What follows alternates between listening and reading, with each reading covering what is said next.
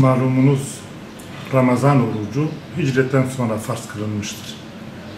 Peygamber aleyhissalatu vesselam'ın Ramazan ayında özellikle son 10 günde Mescid-i Nebevi'de itikafa girerek son 10 gününü daha fazla Kur'an-ı Kerim okuyarak, ibadet ederek, tesbihat ve zikirlerle meşgul olarak vaktini geçirdiğini görmekteyiz.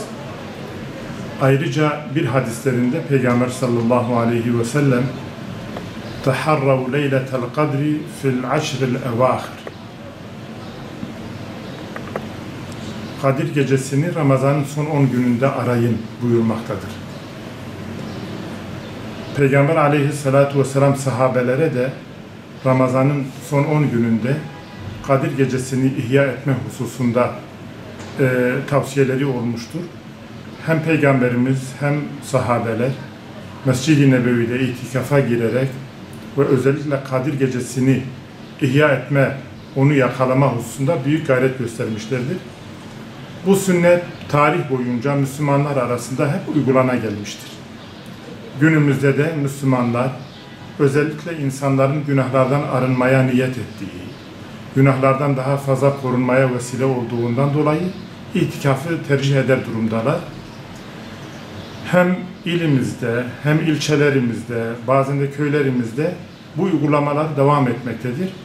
Bu yılda hem ilimizin merkez camilerinde, bizim ilçemizin merkez camilerinde ve köylerinde bu itikaf sünneti yine ihya edilecektir, uygulanacaktır inşallah. Günümüz dünyasında modernleşmenin beraberinde getirdiği sekülerleşme ile beraber bir dünyevileşme başladı ve arttı.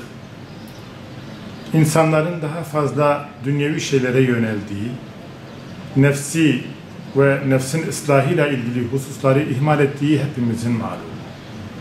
Dolayısıyla bu itikaf sünneti dünyevileşmeden biraz uzak durma, İnsanın nefsiyle baş başa kalıp tövbe ve istiğfar ederek günahlardan arınma, ayrıca güzel ibadetlerle süslenme, bunların tümü bu itikaf sayesinde gerçekleşiyor.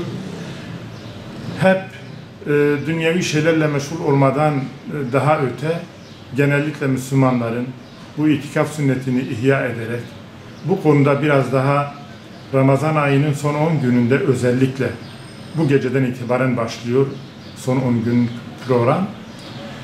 Daha fazla tövbe ederek günahlardan arınmayı, ayrıca daha fazla Kur'an-ı Kerim'i okuyarak bu Kur'an ayı olan Ramazan ayında birkaç hatim indirerek bu şekilde vaktini geçirmeyi, kaza namazları varsa kazalarını kılmayı, ayrıca sünnetlere daha fazla dikkat ederek onları kılmayı, teheccüd namazına ağırlık vererek hem kendisi hem ülkesi hem dünya genelindeki Müslümanlar için dua etmesi, özellikle zulüm altında olan Gazze halkının bulundukları sıkıntıdan kurtulması hususunda hem itikafa girenlerin hem tüm Müslümanların bu hususta duada özellikle bu konuya Yüce Allah'tan talep etmeleri önemli bir husustur.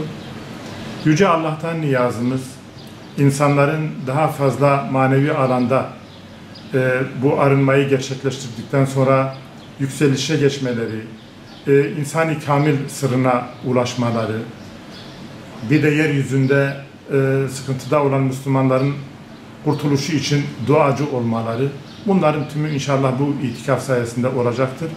Yüce Allah Ramazan-ı Şerifimizi, yaptığımız ibadetleri, ihya edeceğimiz geceleri ve bu itikafları da kabul eylesin inşallah.